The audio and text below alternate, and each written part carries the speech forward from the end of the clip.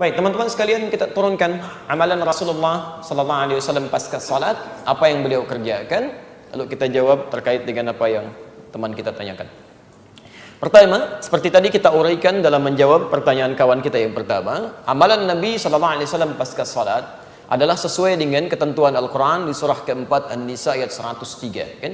Fa idza qadaytumus salata fadhkurullaha qiyaman wa qu'udan wa 'ala junubikum. Maka jika kalian telah menyelesaikan sholat, bergegaslah untuk berzikir kepada Allah, baik dalam keadaan berdiri, duduk, ataupun berbaring. Bagaimana cara mengamalkan zikir ini? Karena kalimat di Qur'annya masih umum, zikir aja, ya? Kalau tidak dijelaskan bagaimana caranya, kita akan kebingungan. Apa Anda kemudian duduk, zikir, kan tidak, ya? Harus ada amalan yang jelas yang bisa kita kerjakan. Maka diberikan bentangan pilihan oleh Al-Quran. Semua amalan yang menjadikan kita ingat dengan Allah itu disebut dengan zikir. Saya ulang, semua amalan yang menjadikan kita ingat dengan Allah, tersambung dengan Allah, disebut dengan apa? Zikir. Misal, membaca Al-Quran itu bagian dari zikir. Karena Quran sendiri disebut dengan zikir. Quran surah ke-15 Al-Hijr ayat ke-9, posisi paling kanan di pertengahan. Inna nahnu nazzalna dzikra wa inna lahu lahafizun. Sungguh kami telah turunkan Al-Quran sebagai zikir. Jadi kalau Anda sedang baca Al-Quran, Anda sedang zikir itu. Ya, jelas di sini? Tayyib. Menghafal Quran itu bagian dari zikir. Maka disebutkan 4 kali di Quran surah 54 Al-Qamar ayat 17, ayat 22, ayat 32, ayat ke-40. Walaqad yassarnal Qur'ana lidzikri fahal mim muddakir. Dan sungguh kami telah mudahkan Al-Quran digunakan sebagai zikir. Diingat, dihafalkan. Jadi menghafal Quran disebut dengan zikir. Jadi kalau Anda sedang menghafal Quran, itu pun Anda sedang berzikir di situ. Jelas di sini?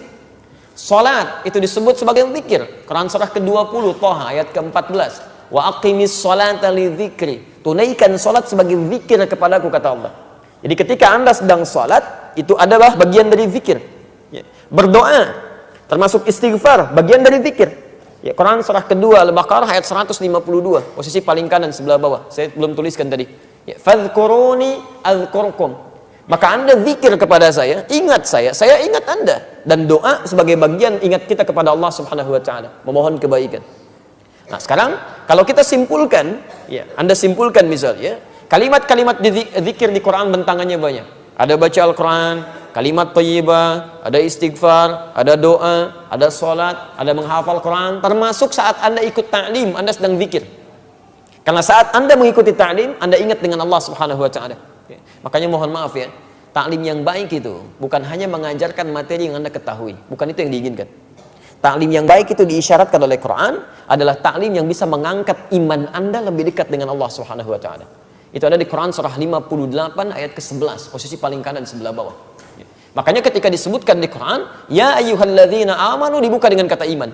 Hei orang-orang telah menyatakan dirinya beriman kepada Allah. Idza qila lakum tafassahu fil majalis, jika diinformasikan pada Anda, dikatakan luaskan majlis. Majlis itu asalnya dari kata jalasa, berpindah dari posisi rendah ke posisi tinggi. Kalau Anda duduk di bawah, saya katakan fadl ijlis, silahkan duduk. Itu bukan cuma duduk, tapi maksudnya pindah ke tempat yang lebih tinggi. Tempatnya disebut dengan majlis. Jamaknya disebut dengan majalis. Kalimat majalis di sini disandingkan dengan menuntut ilmu, diawali dengan kata iman. Kata para ulama seakan-akan melukiskan kesan bahwa tempat menuntut ilmu yang baik itu bukan sekedar Anda datang, tapi tempat yang menjadikan Anda terangkat keimanan Anda lebih dekat dengan Allah Subhanahu wa taala. Jadi kalau Anda menuntut ilmu, belajar dengan siapapun, iman Anda tidak meningkat, pengetahuan agama Anda tidak bertambah, ada yang salah di majlis itu. Makanya di ujung ayatnya dikatakan, yarfa'illahu alladhina amanu minkum walladhina utul ilma darajat. Orang-orang yang belajar seperti ini, imannya akan diangkat oleh Allah, plus pengetahuannya akan bertambah. Silakan antum cek. Kalau antum masuk ke majlis ilmu yang seperti ini, pengetahuan Anda pasti nambah. Salat Anda bukan cuma sekedar bertakbir, tapi paham kenapa saya mesti bertakbir. Bagaimana cara saya bertakbir? Apa bacaan yang saya bacakan? Kemudian Anda menjadi lebih dekat dengan Allah. Sebelumnya cuma sholat fardu, sekarang pengennya di masjid. Sebelumnya fokusnya yang berjamaah fardu saja, sekarang kehilangan sunnah, sudah nggak nyaman. Dulu ketinggalan fardu Anda biasa-biasa saja, sekarang ketinggalan sholat sunnah, sudah nggak enak Anda. Itu ta'lim yang bagus. Itu yang disebut dengan zikir. Disebutkan di Quran surah ke-9 misalnya 122, posisi paling kiri sebelah bawah. Itu sebanding amalannya dengan orang jihad itu. Nah, jadi dari semua amalan-amalan ini pasca sholat, apa yang dikerjakan oleh Nabi? Apakah berdoa, ataukah langsung istighfar, atau kemudian beliau misalnya baca Al-Quran, atau beliau menghafal Quran, atau beliau mengajarkan dari materi keilmuan yang disebut dengan ta'lim itu.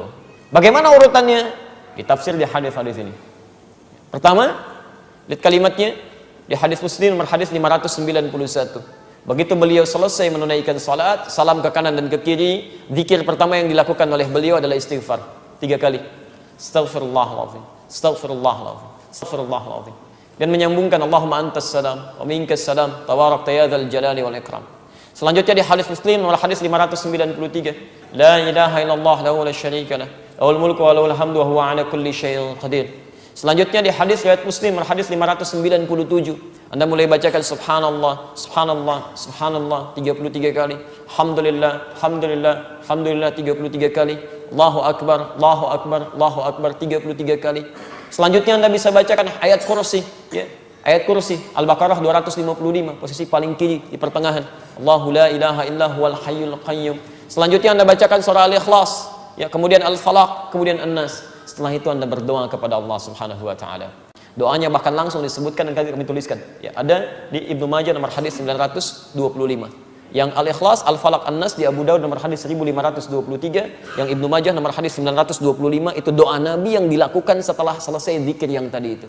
Kalimatnya, Allahumma inni as'aluka ilman nafi'a wa rizqan thayyiba wa amalan mutaqabbala. Ya Allah, saya sangat berharap ya Allah, semoga Engkau berikan kepada hamba ilmu yang bermanfaat, rizki yang baik ya Allah, yang berkah, dan mohon jadikan amal-amal hamba yang telah hamba kerjakan diterima olehmu ya Rabbal Alamin. Allah